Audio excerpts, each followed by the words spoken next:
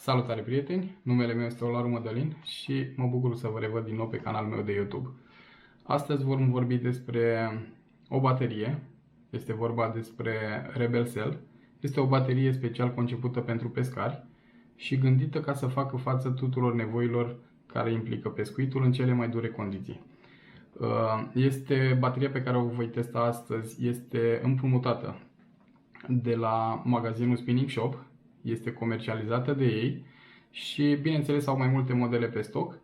L-am rugat pe Claudiu, administratorul la Spinning Shop, să-mi împrumute bateria ca să facem câteva teste și bineînțeles că a fost de acord. Așa că astăzi voi încerca să o descarc, să vedem exact cât se poate descărca în condiții de siguranță. Bineînțeles, bateria are încorporat în ea un BMS care controlează încărcarea, dar și descărcarea pe tot parcursul vieții.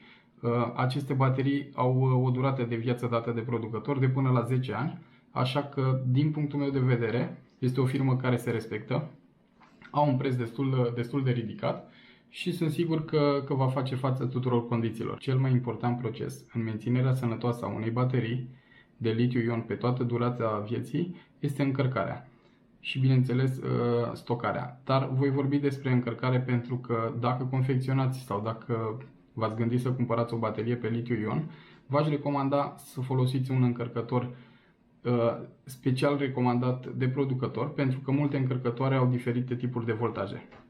Vă spun acest lucru pentru că această baterie de litiu-ion are un voltaj nominal de 11,1 volți și maxim încărcată este de 12,6 volți. Așa că este puțin diferită de cele LiFePO 4, litiu-ion fosfat, și acelea necesită alt tip de încărcător, astea necesită alt tip de încărcător. Modelul acesta cred că este făcut cu celule din acelea 18650 de 3,7 volți și sunt 3 în serie. Da? Haideți să vă arăt bateria. Aceasta este bateria. Am încărcat-o 100%. Da? Și o să îi facem niște teste. Vom vedea și dacă funcționează foarte bine voltmetru, pentru că eu sincer nu am chiar foarte mare încredere în voltmetre, dar vom vedea exact pe toată durata descărcării exact cât indică voltmetru în comparație cu meterul pe care l-am. Voi conecta bateria la generatorul meu pe care l-am testat și într-un video trecut. Are un meter foarte, foarte precis, este un meter wireless, pe care bineînțeles îl voi seta cu parametrii bateriei. Deci prima dată voi seta bateria să fie la 70 de amperi, da?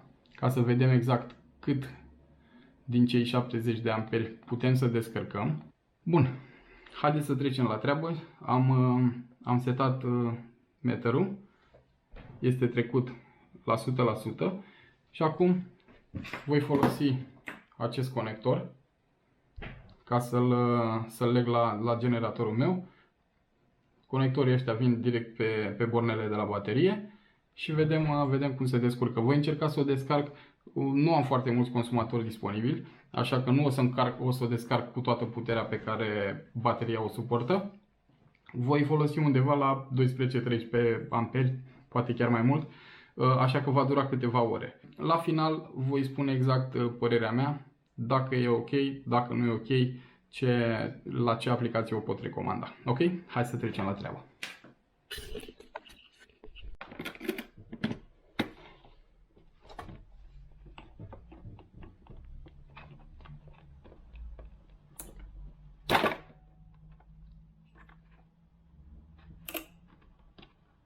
Da? Deja s-a conectat.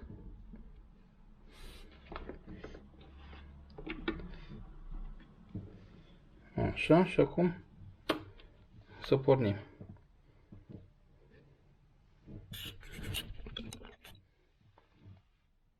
Vedeți, voltajul este 12,5, 50, la fel și pe meterul bateriei și este 100%.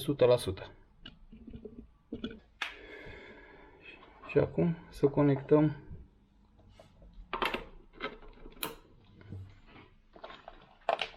consumatorii. Bun, am conectat televizorul și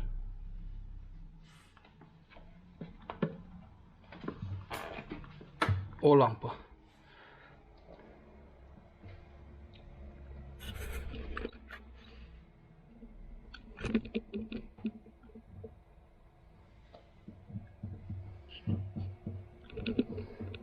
În momentul de față a început descărcarea.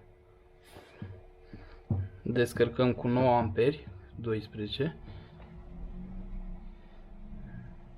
Și aici arată exact câți W s-au consumat din baterie.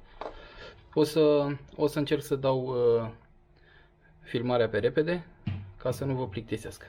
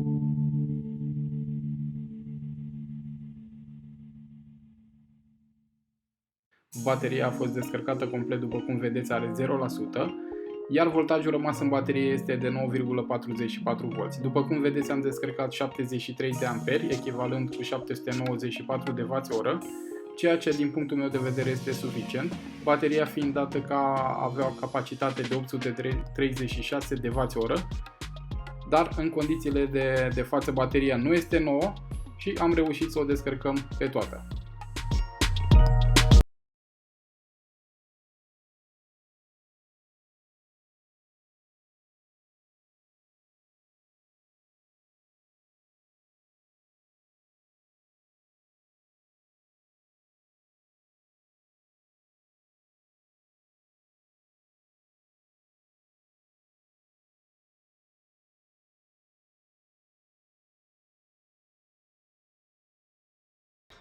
Bun, haideți să vedem rezultatul. După 10 ore de testat bateria, am reușit să o descarc complet și înainte de toate aș vrea să vă spun câteva beneficii pe care le are această baterie.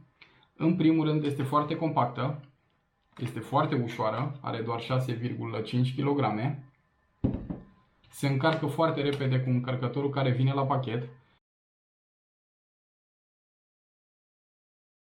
are un încărcător de 20 de Ah și un voltaj de 12,6V, așa că nu v-aș recomanda să folosiți niciodată alt încărcător decât cel care vine la pachet.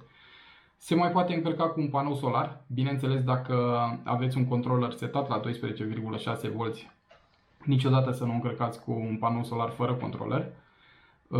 Alt avantaj ar fi voltmetru. Vedeți, acum este la 0%.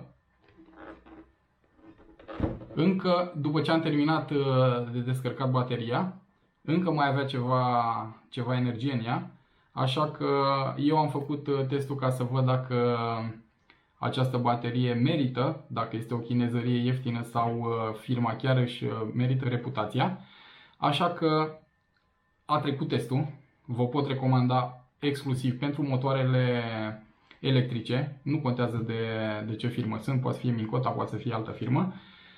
Dar neapărat să țineți cont să nu folosiți bateria dacă motorul dumneavoastră are un consum mai mare de 60 de amperi. De ce? Pentru că acesta este maxim recomandat de producător pentru acest tip de baterie. Mai mult de 60 de amperi, bineînțeles că poate să scoată, dar BMS-ul încorporat va limita această valoare. Da? Deci vă recomand să nu folosiți mai mult de 60 de amperi continuu. Bun. Acestea fiind spuse, este recomandarea mea. Vă mulțumesc pentru că ați avut răbdare să mă ascultați. Îi mulțumesc magazinului Spinning Shop pentru că a binevoit să-mi pună la dispoziție bateria și a avut încredere să mă lase să o testez. Numele meu este Olaru Mădălin. Dacă sunteți noi pe canal, nu uitați să vă abonați, să lăsați un like și un comentariu dacă v-a plăcut filmarea. Și până data viitoare să auzim mult mai de bine. Vă salut!